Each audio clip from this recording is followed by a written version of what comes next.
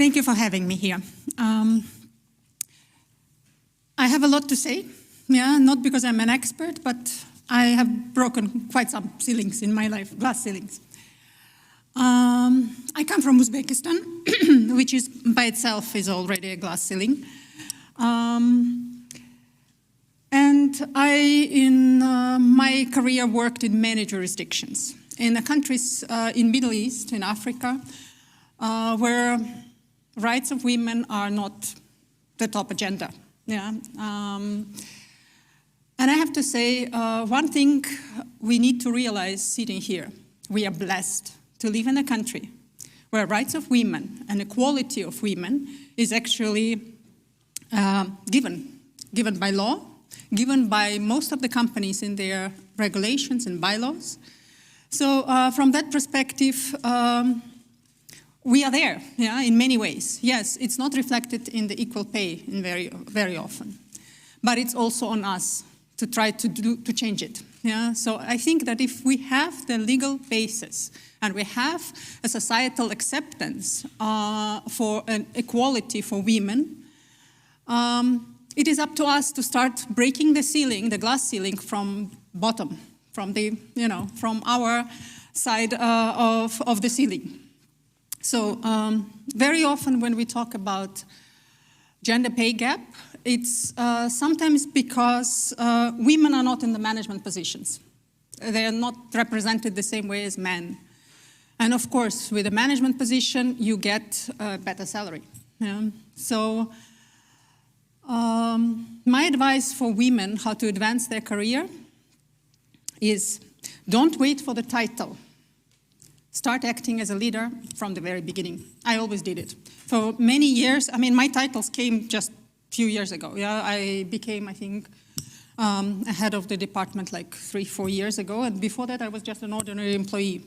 I'm a member of the board just a little bit more than a year. So my titles came quite late. But it does not mean that I have not been a leader. I have been a leader for a very long time. I was a simple employee working on the projects. And I remember once I was a little bit frustrated about not having the title, and I was talking with the employee, and he said, Kamila, what are you talking about? Your name is the title in the organization because you are so visible. You lead so many projects. So let your name be the title. Grab some opportunities, grab some assignments, grab some projects. Either what you're passionate about or something which everybody hates and nobody wants to deal with. Grab it, solve it, make it visible, claim the success. And that's what brings you to the stage. That's what makes you visible. That's what makes you a candidate for a better career growth. So this is something which I think we as women, and sorry for this generalization, I think I'm quite often accused that I'm generalizing in this topic, but we are less assertive, we are much more accommodating, and we are happy not to be so visible like men do. If man has a success, he is visible everywhere. We are not. I'm not talking about myself, I'm not the type, I'm very assertive, but majority of women I'm talking about, So this is something which I think we need to learn to make ourselves visible. We need to learn to ask for what we want, and this is already was mentioned by some of the speakers. I truly believe that it's a miracle if somebody comes and gives you a title or gives you a better salary pay. It's a miracle and it doesn't happen. And whenever it happens, it's usually a proof that how rare it is. So we need to ask for it. It's always uncomfortable, for example, to ask for a salary raise. It's still uncomfortable for me. I also feel uncomfortable. I do it anyway. Even if I had a lot of experience in my career when I asked for a pay raise and I didn't get it. I still believe it was a success.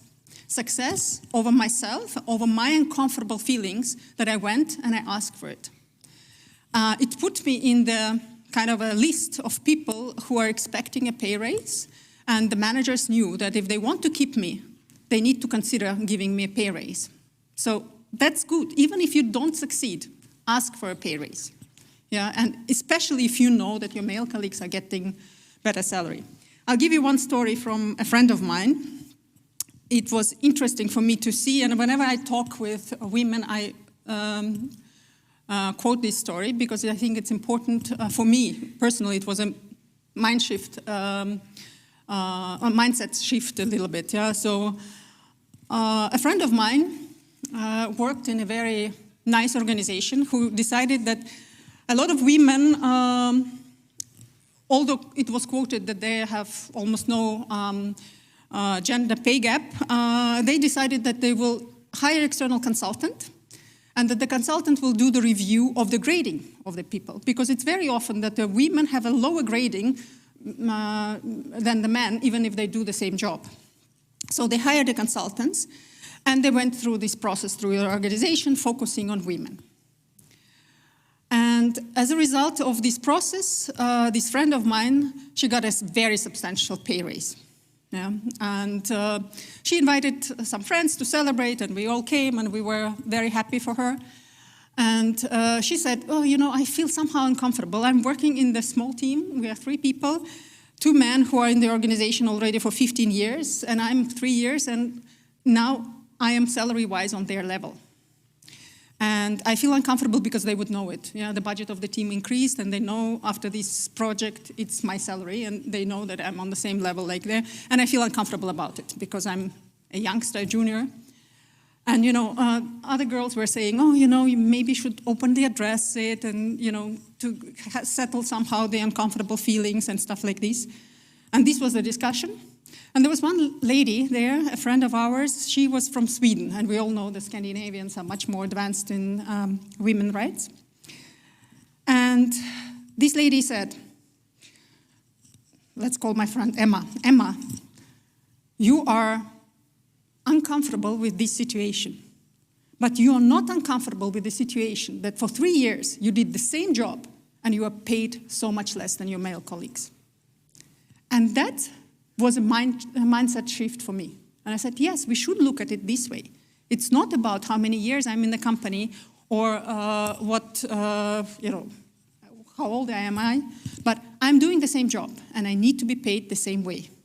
And that's what is important. Emma did a very good career going forward, so that's good, yeah? It was a change for her as well. So that's about the salary.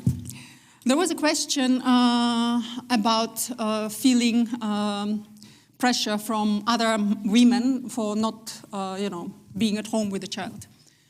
I raised my son as a single mom, yeah, for most of his childhood. And when he was small, I had to travel for my job. And when I switched the job and I didn't have to travel that much, I started to work in mergers and acquisitions, which require crazy hours. We sometimes work overnight, and it was crazy. And I felt guilty all the time. I felt guilty at work that I had to run home to my child, and I was feeling guilty as a mom that I was not there for my son. And I remember this feeling of guilt throughout my career path. Yeah? And I remember once when my child was already, I think, 15 or so, my son was 15, I was telling him, and we were discussing with some friend, and he overheard it, and we discussed it. And I said, yes, I always felt guilty. Yeah? And he says, but why? And I said, you know, I was not there for you and whatever. And he said, Mom, you cannot imagine how proud I am of you. And this is something which I want you to, for those moms and those women who feel guilty, take it with you. Your children, when they grow up, they will be proud of you. So don't experience this guilt. Let it go and dedicate as much time as you need for your work and as much time to your children. Last but not least, was also somehow mentioned today, is being perfect. Yeah, we are, as women, chosen for the position, and now it's sometimes a little bit more controversial, because when the women gets appointed, they say, you know, the diversity hire. And I had several negative experiences with this. Yeah? And what I always said to myself, and I always wanted to be perfect. I always wanted to have all the answers to make sure that, you know, I'm better than all the men and nobody can tell me that I'm a diversity hire. And only with time came the understanding, I don't have to be perfect. I can make mistakes the same way like men do. And I own to these mistakes, but this failure is a part of a normal job. These failures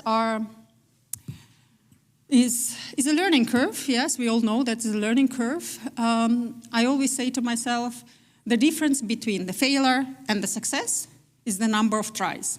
So it doesn't matter. I fail, I try again. I fail, I try again. And even if at work, there is very often situations where you cannot have a second choice, a second try. You did it, you failed, okay. But you learn from it. And next time you take another project or another thing, you try again. And then next time you will be successful. So this is something which is, it's a positive attitude towards your drawbacks. Because you can always say, okay, I'm taking a necessary, needed risk. I'm uncomfortable, but I do it anyway. Because this is the only thing which will bring me forward. So don't be perfect. Make your failures, but achieve and progress in your career. That's all I wanted to say. So thank you for having me.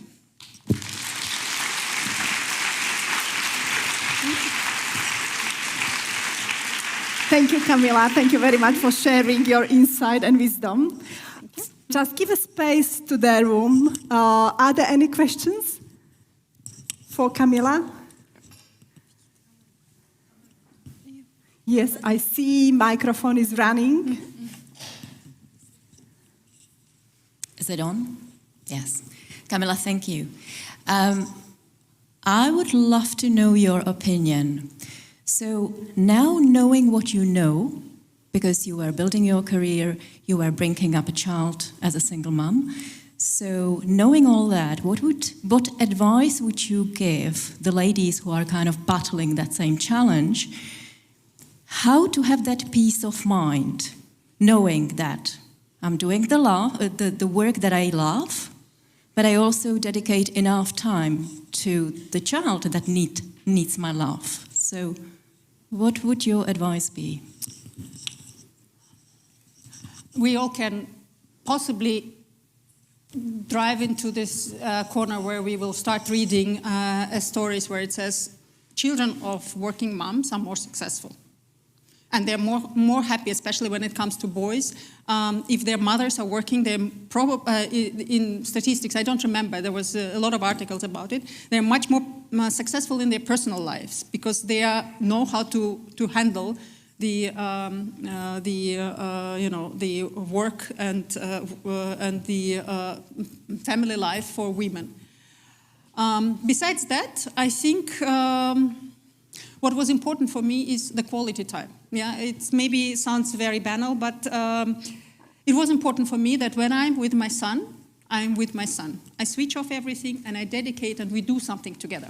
We do something, we build on experiences. I always took a holiday, which was a substantial holiday, like 2-3 weeks, and I traveled with him. And we usually did the crazy experiences, you know, without booking any hotel, sitting in the car and driving through wherever.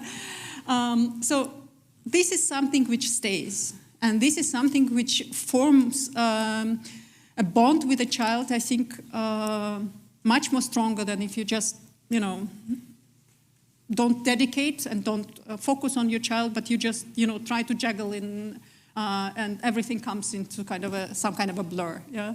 So this was important for me. That when I'm with my son, I stop the things and I focus on my son. And sometimes it was like this, that I came home earlier from work, I stayed with my son, he went to bed, and I continued to work from home, or even went back to the office. It happens.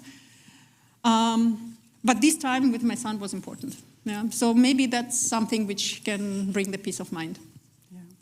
Thank you very much, Kamila. Thanks a lot.